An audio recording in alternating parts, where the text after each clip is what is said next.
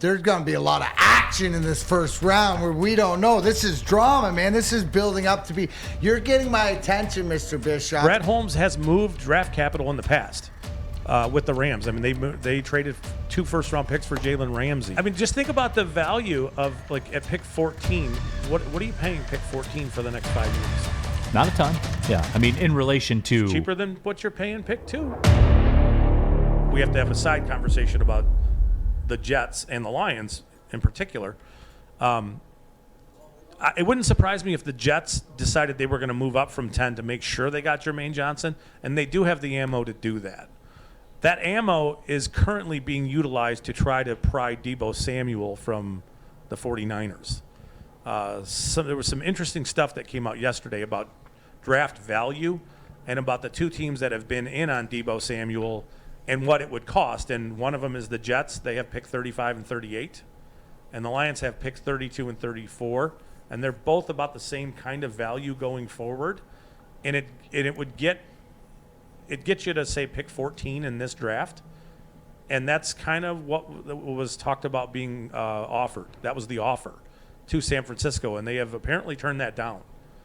But so that's the thing, is we can't really talk about the Jets trading up to like 6 for Carolina for their pick if they're utilizing those picks for Deebo Samuel. So there are multiple things at play, and I'm not sure exactly where it's going to be. The Jets could just sit there and wait until 10 and hope he falls to 10.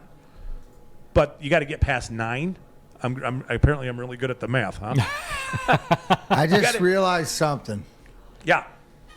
Tonight, I'm going to have to bring a bigger belt, not only for these loaded tater tots down at the brass rail, but there's going to be a lot of action in this first round where we don't know. This is drama, man. This is building up to be. You're getting my attention, Mr. Bischoff, that this draft day that we're going to have is like a wrestling show. There's a lot. There's a lot behind the scenes that's brewing underneath. Yeah. And here's the one thing, too, with as much as we don't know the players being talked about, we're just hearing inklings of these conversations here. So, yeah, we haven't even talked about quarterbacks, which is generally the trade-up scenario. Well, you just mentioned the 32 and 34 pick because I think, is it the rationale of picking 2 solid players there or using that to move back into the draft, back up to get somebody? I know earlier on the show you'd said moving back up to get Willis or something like this. I'd like to ponder in your brain on that. It's a dream.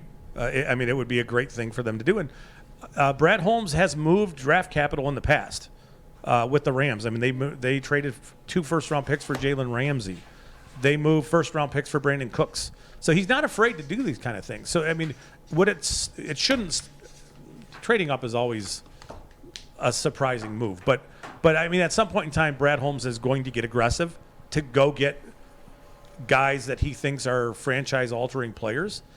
Do I expect it to be in this draft with 32 and 34? Do I expect him to come up to, pick 14, 15 range? And no, not really. But I mean, I don't think the timing's right though for that. With where they are right now, you're still in talent acquisition mode.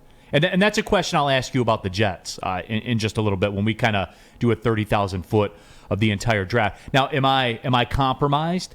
Yes, because I love rookie contracts. Self-awareness is on point today. 100%. Hey, it's a set it in stone Thursday, man. I'm keeping track, everybody. As you guys fire off these comments, I'm keeping track. Proud of you, pal. Am I compromised? Yes, I'm fully comfortable saying that. However, I like rookie contracts because they are a discount to market, which allows me to get more active in free agency or trading up when the time is right. Yeah. The time's not now. I would disagree. Okay. There's never a bad time to bring on a franchise-altering quarterback. If you need a quarterback, the time to grab one is now. Because you got to figure out whether you have that. But if they valued him at that level, though, wouldn't there be more talk of him going at 2, though? If he was franchise altering? Yes, there would. Again, it's a dream-like scenario because I think Willis. I like Willis, and I think his abilities are potentially transcendent in the NFL. I think he's a modern-day Michael Vick type of player. Well, you said it best. No one in this. Make no mistake. No one in this draft has the capability to lift an entire franchise more than Malik Willis does in So this if draft. you walk out of day one with Kayvon Thibodeau and Malik Willis, and you have to sacrifice pick 34 and maybe future second round, whatever it is, wouldn't we be like, wow, what? They're going for it kind of feelings. I don't expect that to happen, but it's just thought process behind where I value Willis.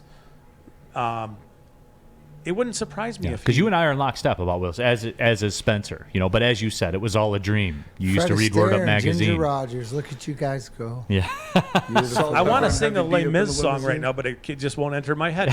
I dreamed a dream. Just think about the value of at pick 14. What are you paying pick 14 for the next 5 years? Not a ton. Yeah. In relation to Cheaper than what you're paying pick 2. Right.